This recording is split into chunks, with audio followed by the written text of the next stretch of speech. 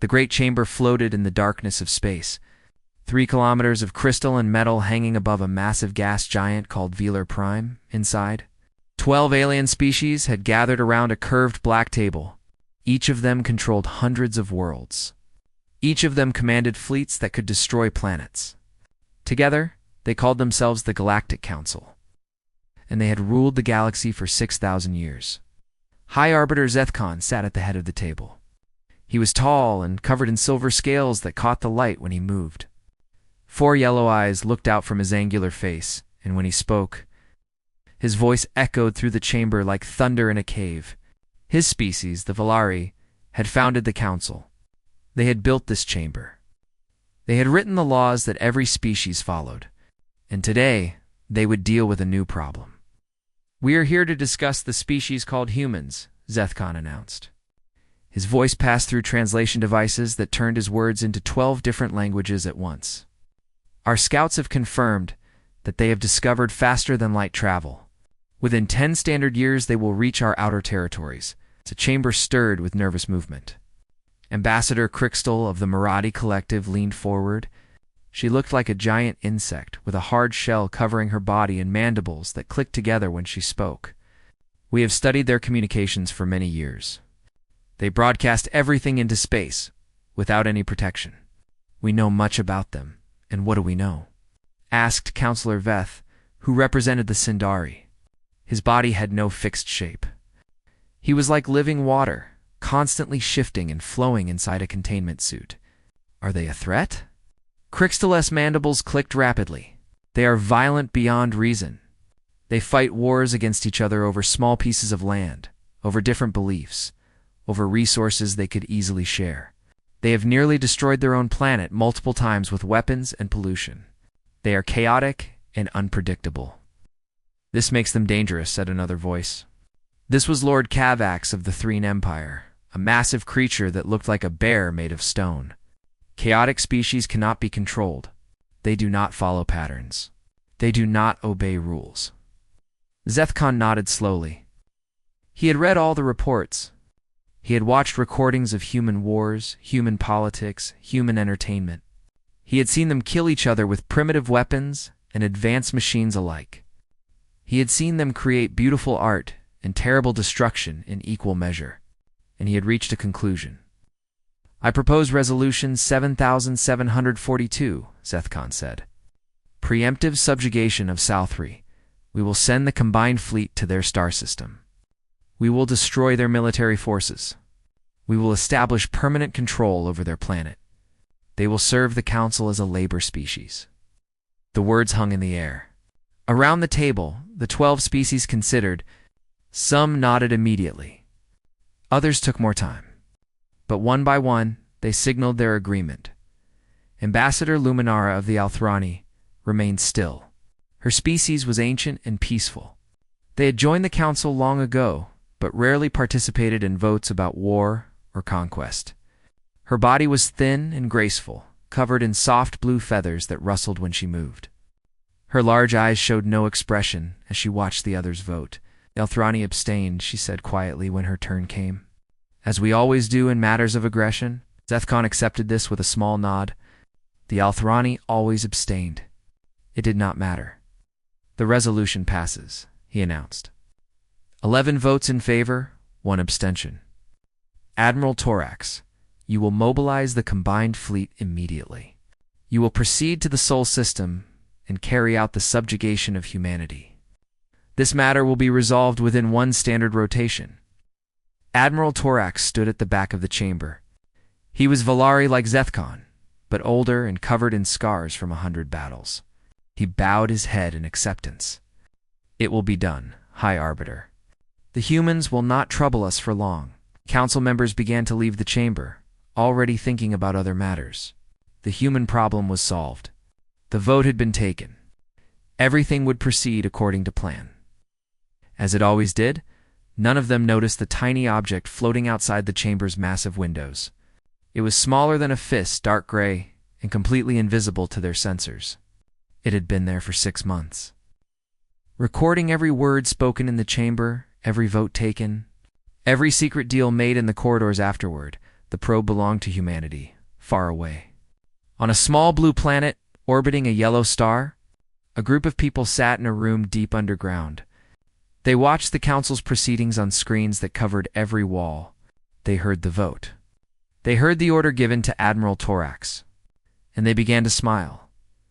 Secretary General Daniel Morrison was an older man with gray hair and tired eyes. He had spent his whole life preparing for this moment, just as his father had, and his grandfather before him. 3 generations of his family had known this day would come. Now it was here, so they voted to enslave us, said Diana Reyes, who sat to his right. She was young and sharp, with dark hair and a calm voice that never seemed to waver. Just like we expected. Just like we expected, Morrison agreed. How long until their fleet arrives? A young man named Kevin Park looked up from his computer screen. He wore thick glasses and always looked slightly distracted, as if part of his mind was solving equations that no one else could see. Based on their standard hyperspace routes, approximately 47 days, give or take a few hours. That gives us plenty of time. Morrison stood and looked around the room at the people who had gathered there. Scientists, diplomats, military officers, engineers, the best humanity had to offer, all working together on a project that had begun before any of them were born. We knew this day would come. We have prepared for 80 years. Now we execute the plan. Are you sure about this? Asked Linda Santos. She was older than most of the others, with silver hair and a face that showed the weight of many difficult decisions.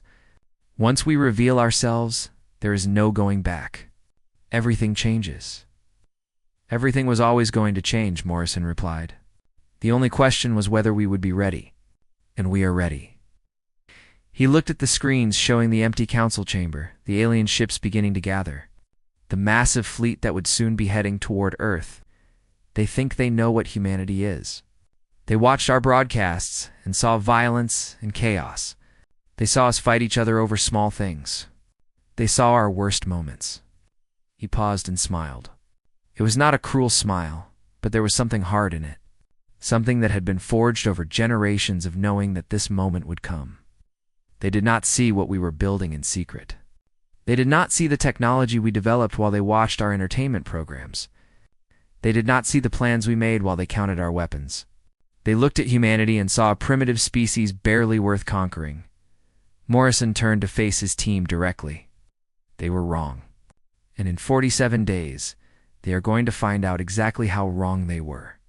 The room was quiet for a moment. Then Diana Reyes stood, her face showing the same calm determination that Morrison felt. Ow. I will prepare the diplomatic vessel, she said. When their fleet arrives, I want to be the first one they see. Be careful, Morrison warned. They may try to destroy you before you can speak. Diana smiled. Let them try. By the time they realize what they are dealing with, it will be too late. She left the room, and the others began their own preparations. Above them, the stars continued their ancient dance, unaware that everything was about to change. The Galactic Council had ruled for 6,000 years. They had never lost. They had never been challenged by anyone who could truly threaten them. But they had never met humanity before, and humanity had been waiting for them. Admiral Rax stood on the command bridge of his flagship, the Eternal Dominion, and watched the stars blur as 15,000 warships dropped out of hyperspace at the edge of the Sol system.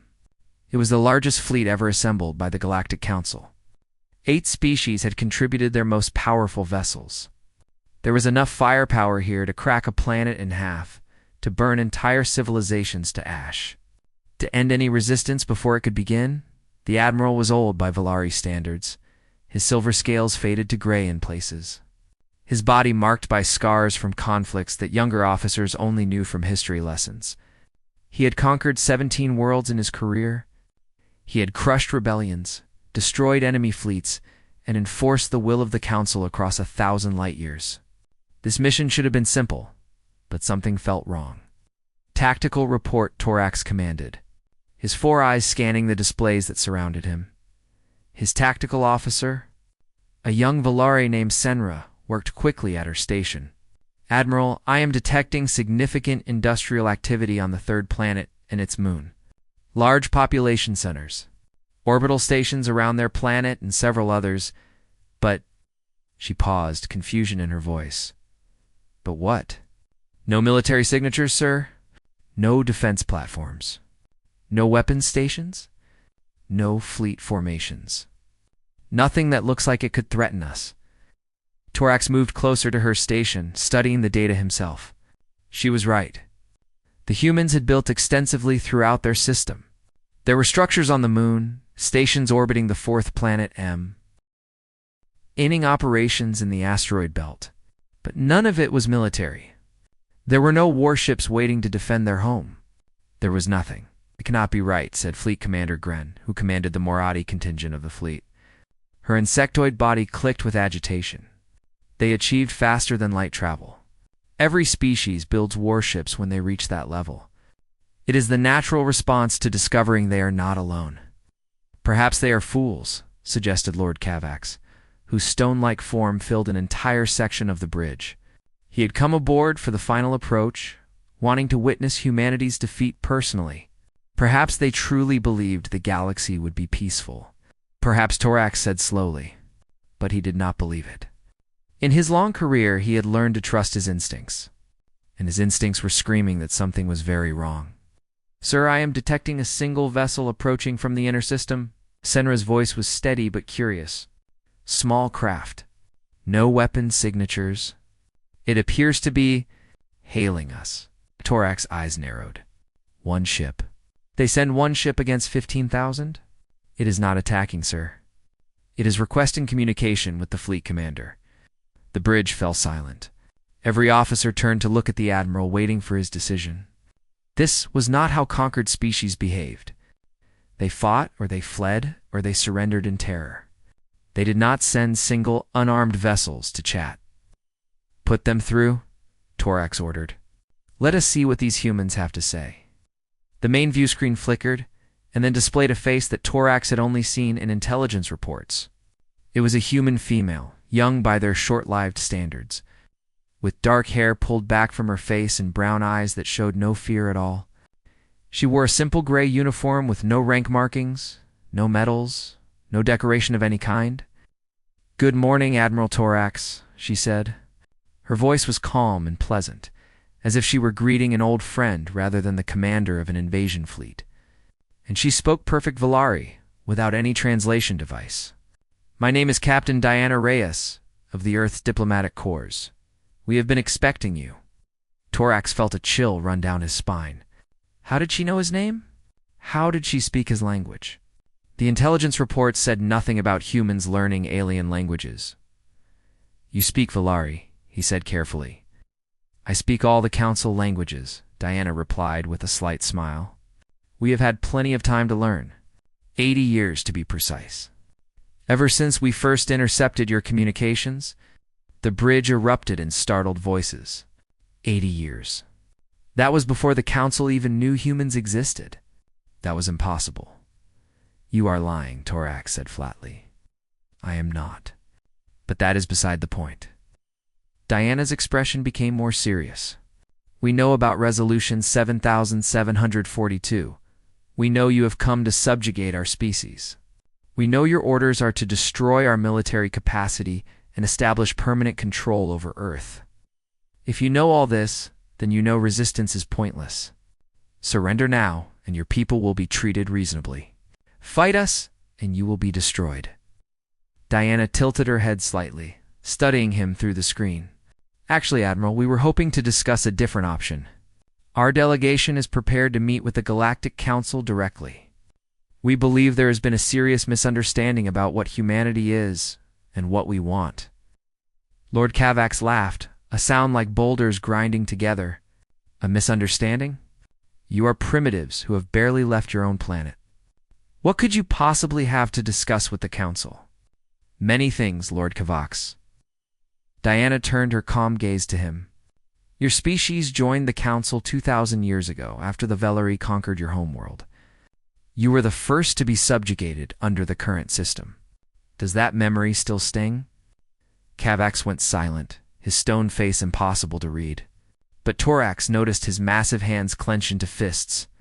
Enough games, the Admiral said. You have no fleet, no weapons, no way to stop us. What could you possibly offer in a negotiation? Diana Reyes smiled.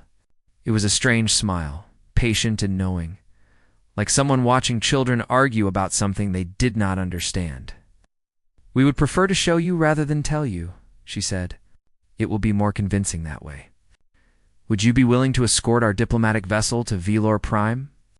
We promise it will be worth the Council's time to hear what we have to say, and if I refuse, if I simply complete my mission and destroy your civilization, then you will never know what you could have had. Diana's voice was soft, but her eyes were hard. And in time you will realize what a terrible mistake you made. But I do not think you will refuse, Admiral. You are curious. I can see it in your eyes. You know something is strange here. You want to understand? Torak said nothing for a long moment. She was right. He was curious. In all his years of conquest, he had never seen a species behave like this. No fear, no desperation, no attempt to fight or flee, just calm confidence, as if they knew something he did not. Very well, he said finally. We will escort you to Velor Prime. But understand this, human. If this is some kind of trick, your world will burn. Every city, every settlement, every trace of your species will be wiped from existence. We understand completely, Admiral. Diana nodded, as if he had agreed to a reasonable request. We will be ready to leave within the hour. Oh, and Admiral, you should bring your entire command staff to the council chamber. They will want to see what happens next. The transmission ended. The bridge was silent. Sir? Senra asked quietly. What are your orders? Torak stared at the blank screen for a long time.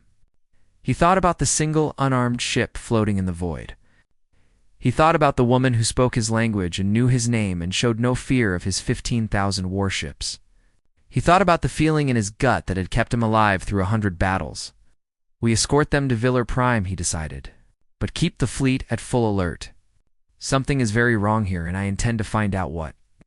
The fleet reformed around the tiny human vessel and began the journey back to Council space. Admiral Torax watched the small ship on his sensors. Wondering what secrets it contained, he would find out soon enough. And when he did, nothing would ever be the same. The council chamber had never been so crowded. Word had spread across the 12 empires that humanity was sending a delegation. And curious observers had come from hundreds of worlds to witness the event. They filled the viewing galleries that lined the walls. Thousands of eyes from dozens of species, all focused on the great doors at the chamber's entrance.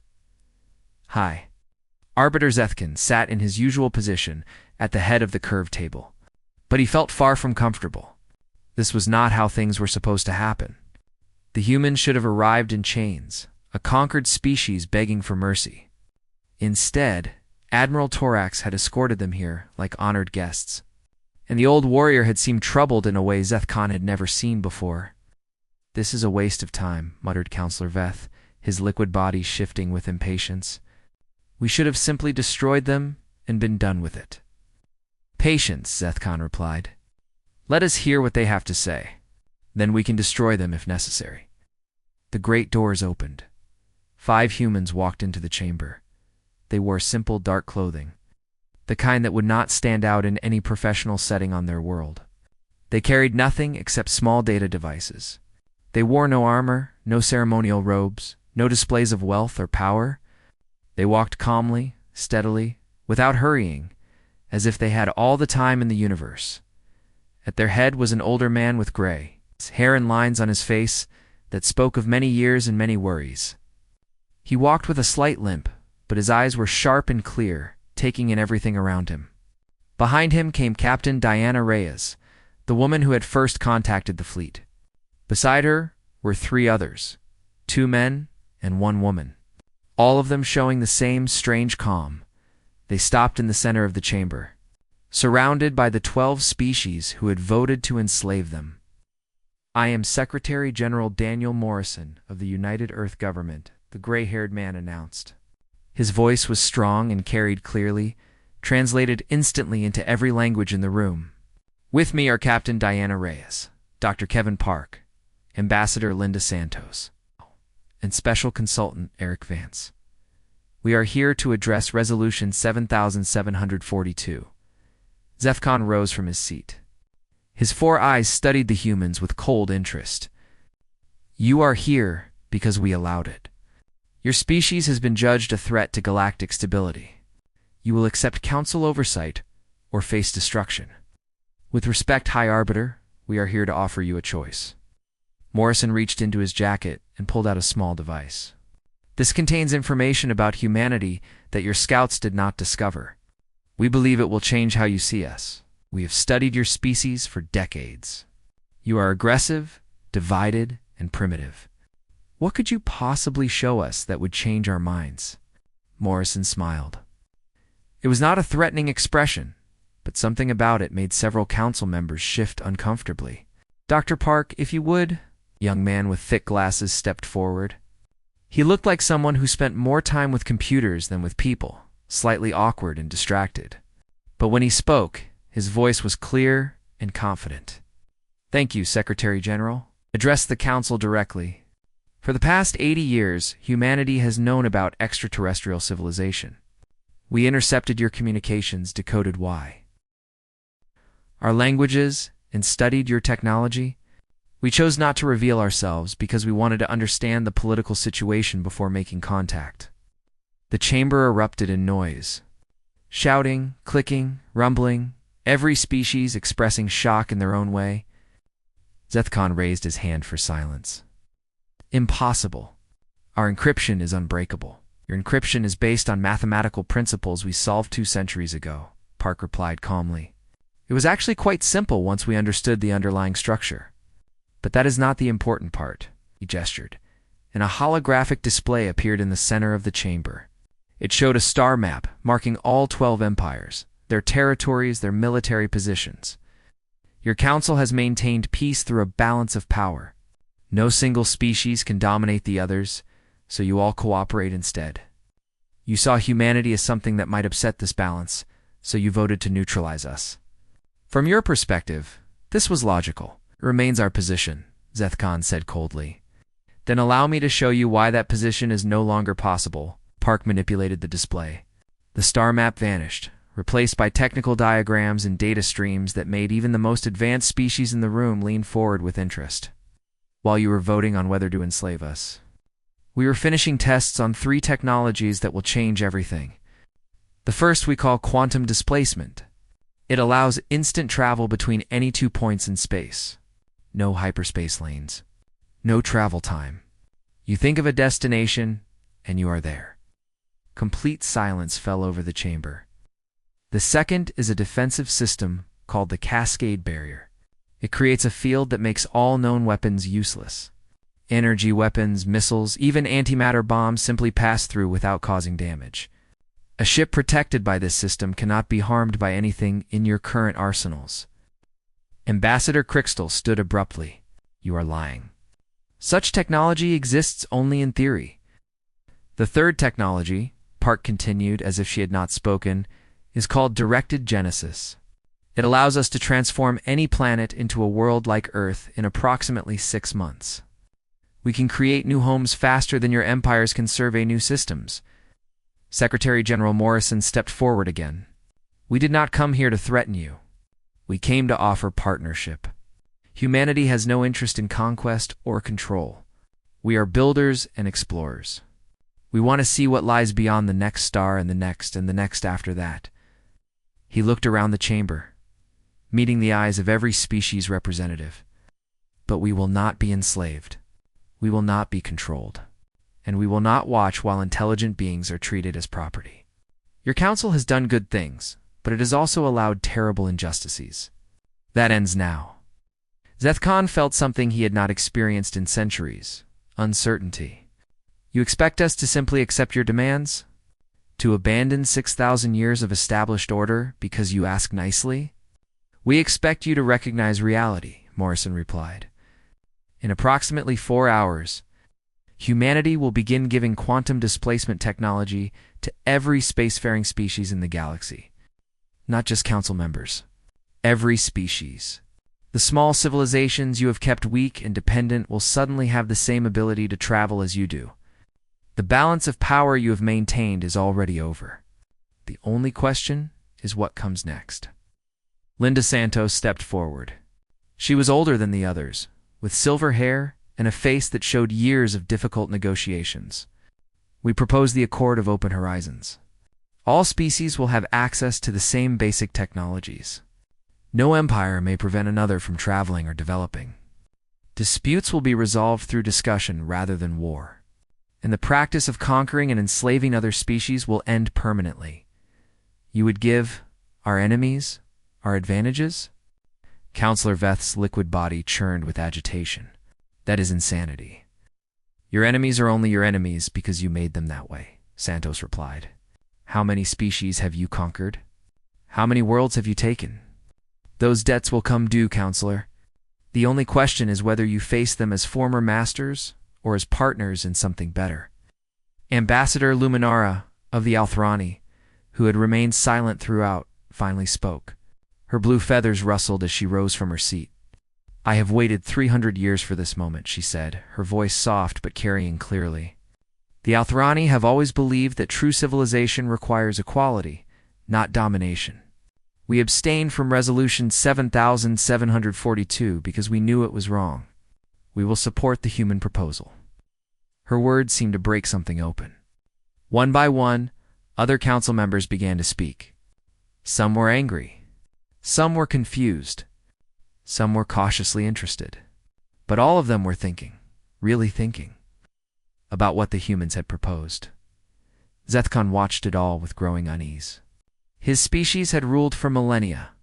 They had never been challenged like this.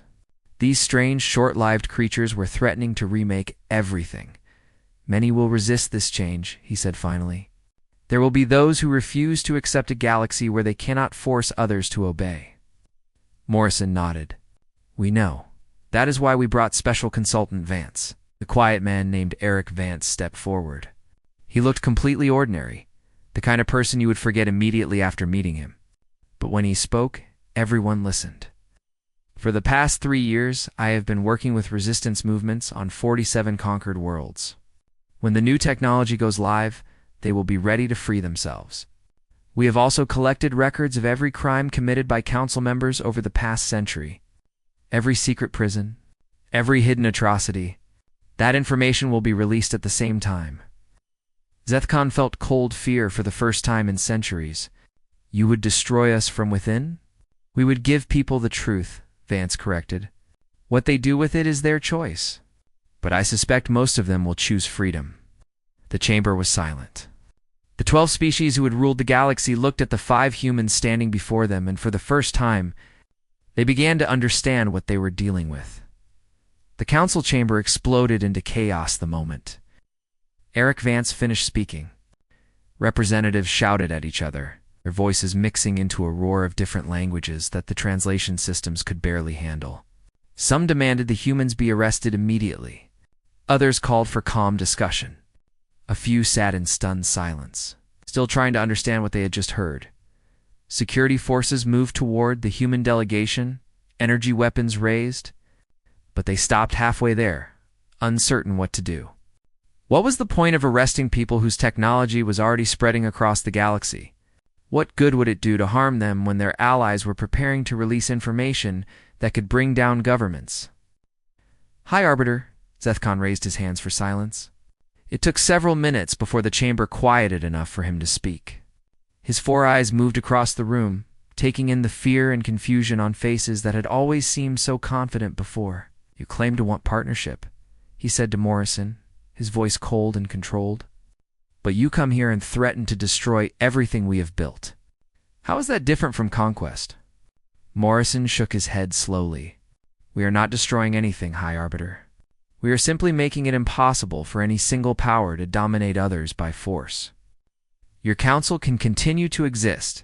Your empires can continue to function. But the rules are changing whether you accept it or not.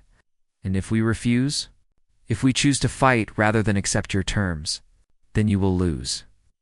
Morrison's voice was not cruel, but it was absolutely certain. Not because we are stronger than you, not because we want to hurt you, but because we have spent 80 years preparing for exactly this moment. You have spent 80 years not knowing we existed. Lord Cavax of the Threen Empire stepped forward, his massive stone body making the floor shake. "You speak of fairness and equality, but what you describe is the destruction of order. Without the Council to maintain peace, there will be chaos. Wars will break out across 1,000 worlds. Millions will die." Ambassador Linda Santos turned to face him. "You speak of peace, Lord Cavex. But what kind of peace? The peace of the master over the slave. The peace of the strong crushing the weak. Your council has maintained stability, yes, but at what cost?" She gestured, and the holographic display changed to show images that made several council members look away. Conquered worlds stripped of resources. Labor camps where subjugated species worked until they died. Public executions of those who dared to resist. Children separated from their families. Cultures erased. Languages forbidden. Hope destroyed. "This is what your peace looks like," Santos said quietly. "This is what you have protected for 6,000 years. We are not asking you to accept chaos. We are asking you to build something better." Ambassador Crystal of the Marathi clicked her mandibles rapidly, a sign of deep distress in her species. "The Marathi were once a conquered people," she said slowly. "We remember what it meant to serve the Valari against our will. We remember the suffering. We have tried to forget, but we remember." She turned to look at her fellow council members, her compound eyes reflecting the images still floating in the display. "Perhaps the humans are right. Perhaps it is time for a different way." "You would betray the council." Councillor Veith's liquid body rippled with anger. "You would throw away everything we have built together." "I would recognize that what we built was never truly together," Crystal replied. "It was built on the bodies of those we conquered. It was built on fear and force. And now someone has come along with more force than we have, and we are learning what it feels like to be on the other side." Voices rose and fell. Arguments were made and countered. Some council members grew more hostile as the discussion went on. Others slowly began to accept that the old order was ending whether they wanted it to or not. Throughout it all, the 5 humans stood in the center of the chamber, patient and calm. They answered questions when asked. They provided data when requested. They did not threaten or demand. They simply waited, like people who had already won and were merely giving their opponents time to realize it. Finally, as the artificial lights of the chamber dimmed to simulate evening, Zethkon called for a break in the proceedings. The council members dispersed to private rooms and secure communications, frantically consulting with their home governance. Trying to understand what to do, Admiral Torax found Morrison standing alone near one of the viewing ports. Staring out at the stars. "You planned all of this?" the Admiral said. It was not a question. Not all of it, no. Morrison did not turn around. "We planned for many possibilities. This was one of them. A better outcome than many others we prepared for. You knew we would vote to subjugate you. You knew we would send a fleet. You knew exactly how we would respond. We have been studying your council for 80 years, Admiral. We learned your patterns. We understood your fears. We knew what you would do because you have always done the same thing to every new species you encountered. Conquer first. Ask questions. Never." Torax moved to stand beside him, looking out at the same stars. "And if we had been different, if we had offered friendship instead of subjugation, then we would have accepted." Morrison finally turned to face him. "Humanity does not want war. We do not want to rule the galaxy. We want to explore it. We want to meet new species and learn from them and share what we have discovered. But we will not do so as slaves. We will not accept masters. You ask us to give up everything we have known. We ask you to imagine something better." Morrison's voice softened. "I know this is difficult. I know it feels like the end of your world. But it is also a beginning. For the first time in 6,000 years, every species in this galaxy will have a real choice about their future. That is not destruction. That is freedom." Torax was silent for a long moment. He thought about his career, all the worlds he had conquered, all the species he had forced to submit. He had always believed he was doing what was necessary, maintaining the order that kept the galaxy stable. Now he was not sure. "I have served the Council my entire life," he said finally. "I have done things that I told myself were justified because they served a greater good. Now you tell me that greater good was a lie? Was not entirely a lie? Morrison's voice was kind. The Council did prevent wars between the great powers. It did maintain stability of a sort. But stability built on oppression cannot last forever. Eventually, something breaks. We are simply speeding up a process that would have happened anyway. And what will you do with all that power? Your quantum drives, your barriers, your ability to create new worlds. What stops you from becoming exactly what we were? Morrison reached into his pocket and pulled out a small device. This contains the complete specifications for all three technologies. In approximately 2 hours, it will be transmitted to every spacefaring civilization in the galaxy. Simultaneously, we will have no advantage over anyone else. Torek stared at him. You would give away your greatest weapons? Make yourselves equal to everyone else. We never wanted weapons, Admiral. We wanted tools. Tools for building, for exploring, for growing. Weapons are what you make when you are afraid. We are not afraid anymore. What? The Admiral shook his head slowly. Your species is very strange. We know, Morrison smiled. We have been told that before. Behind them, the chamber doors opened as council members began returning for the next session. The fate of the galaxy would be decided in the hours ahead. Wars might begin or end. Empires might fall or transform. Everything was uncertain.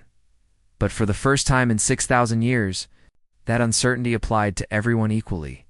And that, Morrison thought, was exactly how it should be.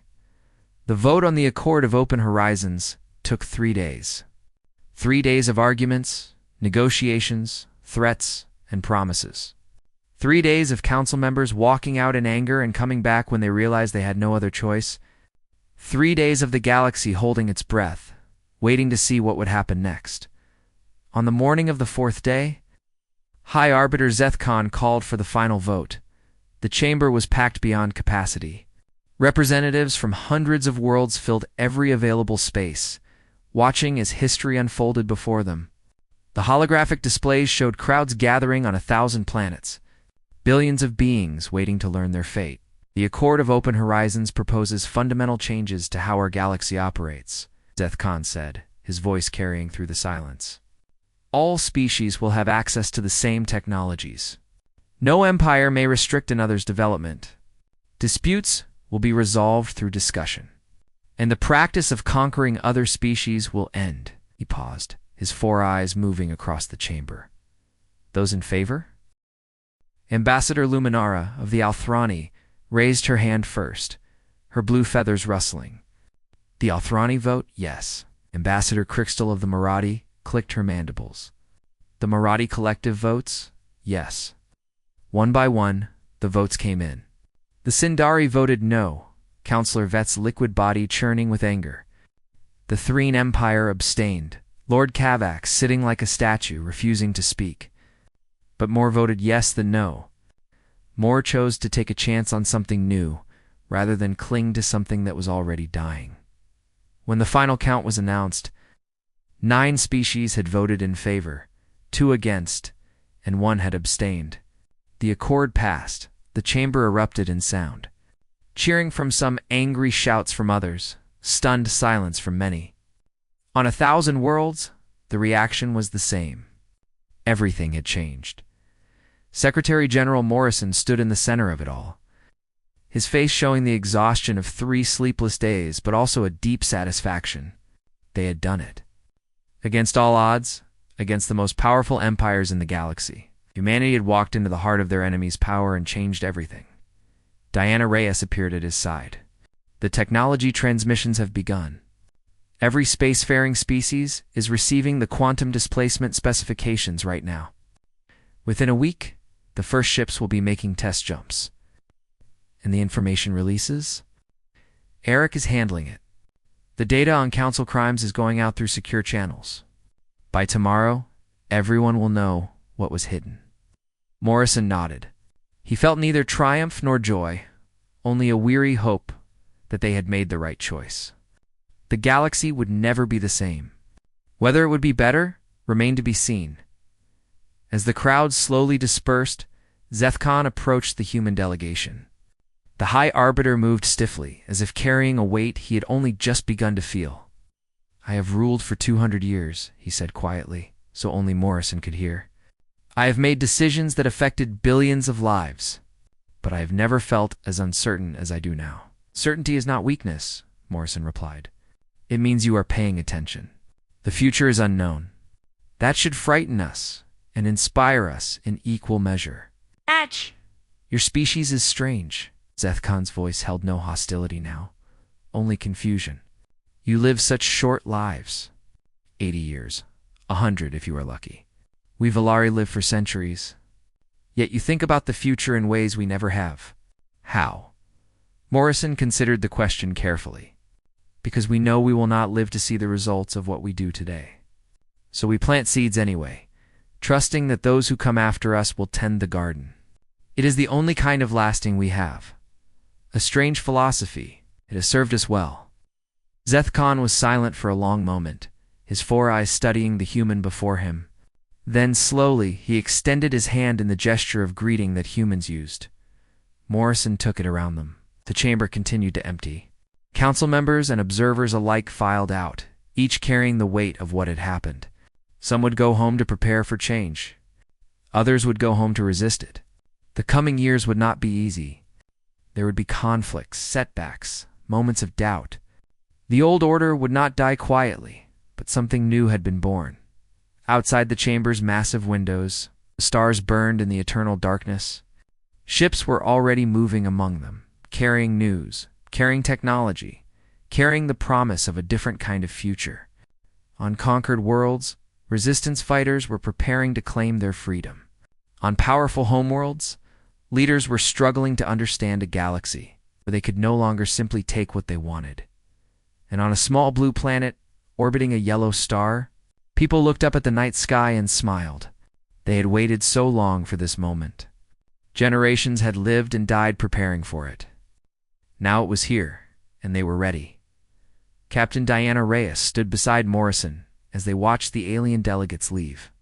"What happens now?" she asked. "Now the real work begins." Morrison's voice was tired but steady. "We showed them that things can be different. Now we have to help build what comes next. It will take decades, maybe centuries. There will be failures and setbacks and moments when it seems like nothing has changed at all. But we started something today. Something that cannot be unstopped." The council voted to dominate humanity, and instead they learned that domination is no longer possible. Not for them, not for us, not for anyone. That knowledge will spread. It will grow, and eventually it will change everything. Diana nodded slowly. "My grandmother used to say that the best time to plant a tree is 20 years ago. The second best time is today. Your grandmother was a wise woman. She was. She would have liked to see this day." They stood together in silence, watching the stars. Tomorrow would bring new challenges. The galaxy was vast and full of dangers they had not yet imagined. There would be those who fought the change, those who tried to use the new technologies for conquest rather than cooperation. Humanity would have to be vigilant, but humanity had always been good at that. They had survived ice ages and plagues, wars and disasters. They had looked at impossible challenges and found ways through them. They had reached for the stars when everyone said it could not be done. And now they had walked into the heart of an empire that wanted to enslave. Demon walked out as architects of a new age. Not because they were stronger or smarter or more ruthless than the species that had ruled before them, but because they had looked at the galaxy and seen something different. Where others saw threats to be conquered, they saw neighbors to be welcomed. Where others saw resources to be taken, they saw opportunities to be shared. The council had voted to dominate humanity. They had not understood. What they were dealing with now, they did, and the galaxy would never be the same as the last council. Members departed, and the great chamber fell silent. Morrison allowed himself a moment of pure satisfaction. They had done it. Against all odds, against every expectation, they had done it. He thought about his father, who had started planning for this day before Morrison was born. He thought about his grandfather, who had first intercepted alien communications and realized that humanity was not alone. He thought about all the people who had worked in secret, building, preparing, waiting for the moment when they could step onto the galactic stage. "We did it," he said softly. "We actually did it." Diana smiled. "Yes, we did. Now let's go home and tell everyone the good news." They walked out of the council chamber together, leaving behind 6,000 years of history and stepping into a future that belonged to everyone. The stars awaited, and humanity was ready.